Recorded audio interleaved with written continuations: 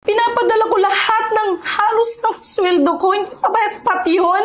Diyos ko, pinapadala mo, kulang na kulang, hindi nga sapat. Ayun naman, tulungan mo naman ako. Tulungan? Wala ako trabaho. Ngayon, total, wala ka ng silbi sa amin. Iwan mo itong mga gamit mo, halikan to. Lumayas ka na dito, hindi. Lumayas ka dito. Huwag mo na silang bigyan ng iba pang pera. Kasi, dun sa mga pinapadala mong pera, nakasave ka ng 13 million. Ay, naku naman, ate. Ethel, tumatawag na naman. Oh, hello, ate. Hello, Jonah. Oh, bakit napatawag po kayo? Wala na kasi kaming panggastos dito. Wala na kaming kapera-pera, naubos na eh. Kailangan namin ng pera, marami kaming bayarin. Ate naman, kakapadala ko lang nung isang araw Diyos ko naman, Jonah, sa dami ng gastusin dito, ang mahal-mahal ng bilhin at ang daming gastusin.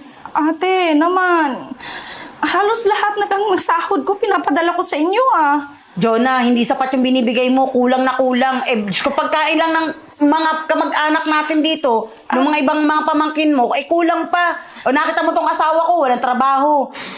Jonah, yung request kong sapatos baka naman ngayong buwan. Ate, ako din, magbabayaran na sa school. Baka naman. Nakita mo, yung mga utang na patong-patong, kulang na kulang yung pinapadala mo. Abay, ano bang ginagawa mo dyan sa ibang bansa at kulang na kulang ang pinapadala mo?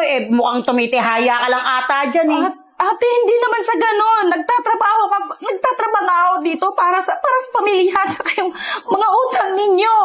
Pinapadala ko lahat ng halos ng sweldo ko. Hindi pa ba sapat yun? Diyos ko, pinapadala mo, kulang na kulang, hindi nga sapat. Diyos ko, kakapayanggot yung pinapadala mo. Wala pang 1 linggo, bus na yung panggastos namin dito. Sobrang tipid ko na nga dito Dami niyo pang pinapabili. Hindi na nga ako nakakabili ng mga gamit halos dito Abay, magdoble sikap ka. Kung maaaring mag-part-time ka.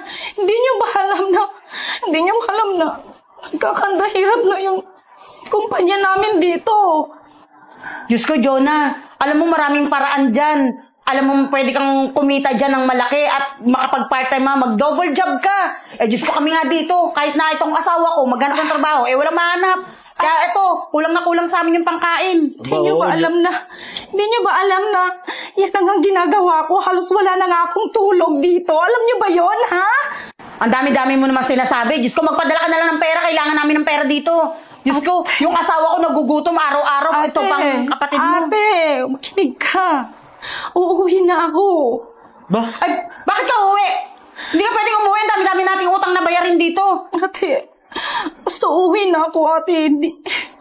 Wala na. Hindi na pabor ang abroad para sa akin. Uuwi na ako. Paano yung pag-aaral ko? Ano yung mga gastusin natin dito kung uuwi yan? Kaya nga, Jonah, nakita mo naman, yung tuition ng kapatid mo. Yung asawa ko walang trabaho, uuwi ka? Pag-usapan na lang natin pag-uwi ko, ate. Hindi, wala tayong pag-uusapan. Basta mag-stay ka dyan at maghanap ka ng trabaho. Ano ba yan? Uuwi na raw si Jonah, nagpaplano ng umuwi. Paano naman yan, darling? Yung mga hinihingi kong sapatos, saka yung sinabi mong pera na bibigay mo sa akin, may pupuntahan kami nila kumpare ngayon, alam mo naman yun, di ba?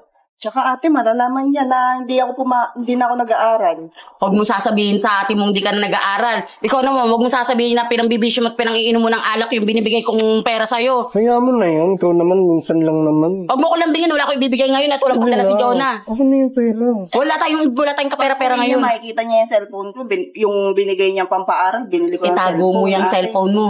Huwag mo ipapakita sa kanya. Pag nakita niya, sabihin, ginastos mo yung pera dyan sa iPhone mo, isinunang pa yung iPhone sa pag-aaral mo.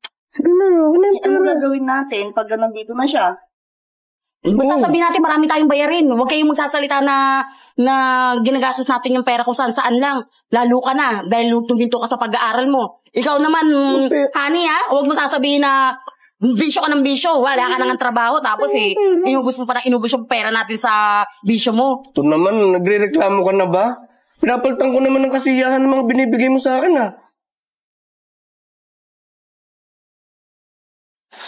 Ate, kumusta na kayo? Dito ka na pala. Dito ka na pala, tamang-tama. Dumating ka, bayarin na ng kuryente tsaka ng bahay, sakto pagdating mo. Oo. Ganyan kagad ang sasabihin niyo sa akin, hindi ba kayo masaya na nandito na ako? Siyempre masaya kami dahil ikaw magbabayad ng kuryente, tubig at saka ng bahay. May pasalubong ba kami dito? Ate naman, di ba Ate Jota, nandito ka na pala. Oh, ito na yate mo. Ayan na. Dito na yung mga pasalubong Tingnan mo. natin baka may pasalubong. Sandali, ano ba kayo? Tingnan namin yung... Oh, Ano ba? Wala naman naman ni ate. Hindi ba kayo masaya na dumating ako? Ano ba kayo? Puro na lang ba pasalubong? Pera ang inaabot niyo sa akin? Ano ba? Nagre-reklamo ka ba? Siyempre, ano ba gusto mong abangan namin sa'yo? Eh, di pera at saka yung pasalubong mo? saka ito yung pinangako mo, di ba? Pag-uwi mo. Hindi ate, tsaka alam ng mga beshi ko na may mga chocolates. Gano'n, may mga... Paano yung mga kaibigan ko tsaka yung mga amiga ko? Eto yung mga kainuman niya at mga kasugalan niya eh. Wala akong ibibigay wala akong ibibigay na pera sa kanya. Ano? Wala tayong pambayad ng kuryente at tubig lang. Wala. Puro damit nga lang kasi nga nawalan na ako ng trabaho. Ano ba Ano, hindi ka magbibigay ng pera? Paano nga ako magbibigay ng pera? Wala na nga akong trabaho, ate. Aba, bakit nagtangawalis ka sa trabaho mo? Tanga-tanga ka ba? Alam mo naman marami tayong bayarin dito at mga utang. Marami kaming babayaran. Etong kapatid mo, hindi pa nakakapagbayad ng bill sa school. Etong asawa ko, walang panginom, walang pambisyo. Kaya nga. Ngayon nga, wala na nga ako ng trabaho. Dapat kayo nga sana pamilya ko ang tutulong muna. Kami aasahan mo, wala nga kaming trabaho. Tanga ka ba? Ayun naman. Ha? Tulungan mo naman ako. Tulungan? Wala ako trabaho. Ngayon, total, wala ka ng silbi sa amin. Iwan mo itong mga gamit mo. Halikan to. Ate, Lumayas ka na dito. ako. Hindi. Lumayas ka dito. Hindi ka na namin kailangan. Hindi ka namin kailangan. Lumayas ka. Lumayas ka! Jonah, okay lang yun. Ano ba? Alam mo nagdrama ako dun sa mga kapatid ko. Kala hindi ko alam yung ginagawa nila. Mga bobo. Ang galing mo talaga, Jonah, magdrama. Napaniwala mo sila na wala ka ng trabaho. Oo nga eh. Ngayon, totoo pala yung mga chismis ng mga kapitbahay namin. Grabe yung ginawa ng mga kapatid ko. At mabuti na nga lang, nakinig ka sa akin. Hindi mo binigay sa kanila lahat ng sweldo mo dun sa abroad. Ano nga eh. Eto pa, 100,000 lang yung binigay mo sa kanila. Sapat na yun. Huwag mo na silang bigyan ng iba pang pera. Kasi, dun sa mga pinapadala mong pera, nakasave ka ng 13 million. 13 million? Oo! Malaki naman. Oo naman. Lahat yun pinaghirapan mo. At saka sa tingin ko, pwede ka nang mag-resign dun sa trabaho mo sa abroad at mag-focus na lang dito. Sayang naman. Ayoko mag-resign kasi vice president ako. Ang laki ng sahod ko doon. Alam mo, mas maigi pang mag-focus ka sa sarili mong business. Gumawa ka ng sarili mong business. I think, okay na yung 13 million na pang-capital mo. Sobra pa nga yun eh. Tingnan ko, pero... Sige, bahala na. Miss Pao, ano na pong balita dito sa pagbenta namin sa bahay? Alam niyo, ma'am, good news po. Napakaswerte niyo magpapamilya. Kasi, yung nilagay ko sa system na on sale itong bahay niyo, alam mo, may nag-buy agad. Nilagay ko 5 million as per yung instruction, ma'am. Pero yung bili niya, 7 million. Talaga? Bihira po yun. 7 million? Hati tayo. Uy, Ambisyo ka na. Ate kayo. Paano ako? Bibigyan namin 500,000. 500,000 lang. Liit naman nun. Aba, pang tuition mo lang naman yun, di ba? Meron ka namang gadget. Kulang pa rin yun. no? Sapat na yun. Honey, gusto yung 1 million doon, isave mo na para Huwag ka pag-alalahan, ibigay, hati tayo doon tapos pag-hotel tayo ng 1 month. Talaga. Eh, saan naman tayo titira kung sakaling mawala na itong bahay na to? Ako nang bahala doon. Malaki-laki yung paghatian natin doon. Sigurado Uy, ka hindi dyan, niyo ba ah. ako sasama? Ha? Saan ako titira? Eh di bahala ka sa buhay mo. Meron ka 500,000, di ba? Saan O makakarating di, yun? pag-boarding house ka. Isa pa, ma'am, may good news ako. Diba, dapat nasa kontrata 1 buwan. Sabi niya, ora-orada niya lang kukunin to. At Talaga? magbabayad siya ng cash. Ito na nga po yung kontrata eh. Papapirmahan ko po to sa inyo mamaya. Pagdating po ng may-ari. Oo, talaga? Aba, pero mo agad, honey. Parang wala nang urungan Baka pwede namin pirmana yan. Hindi po. Actually, nandito na po yung may-ari eh. Ah, talaga? Nandito na, honey. Nandito na yung buyer. Gusto niya po kayong mamit. Nandito na yung buyer. Magkakapera ka na. May 500,000 ka na. 500,000? Saan makakarating yun? Nagre-reklamo pa to. Handa na po ba kayo? Opo. Ito na po pala siya Gusto eh. yung ano, Miss? yung 1 million, no?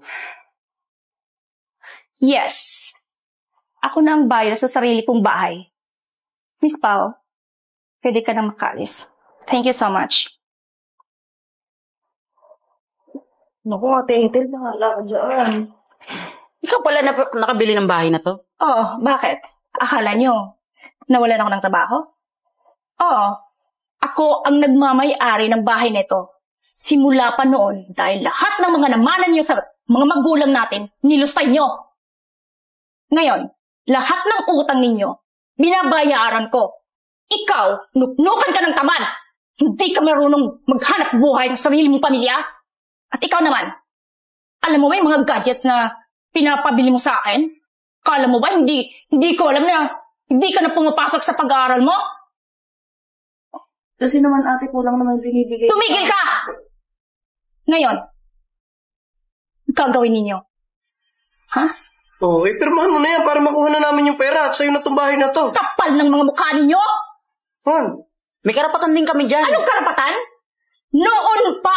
Noon pa, itong bahay na ito, ako na ang nagbabayad dahil ito ay nakasanla. Kaya hindi nyo alam yon? Ha? Hindi ninyo alam? Dahil puro kayo pera! aba, Siyempre, wala kaming trabaho. Sa kami kukuha ng pera. Yun na nga eh! Hindi kayo naghahanap buhay para sa sarili nyo! Masyado ka na ngayon mataas, ha? Ate, pinagbigyan ko kayo lahat. Pinagbigyan ko lahat ng mga gusto ninyo. Nag-abroad ako. O so, paano kami ngayong tatlong ngayon? Wala na akong pakialam sa inyo. Dahil lahat ng mga pinadala ko sa inyo, nilustay nyo din. Hindi kayo marunong mag-ipon. Paano kami mag-iipon? Ang dami namang gastusin dito sa bahay. Gastusin sa bahay? Ha? Aba, ang kakapal talaga ng mukha ninyo. Ngayon, dahil paano mo ako pinalayas ng sarili kong bahay, ganon din gagawin ko. Malis ka! Lumayas ka! Huwag kayo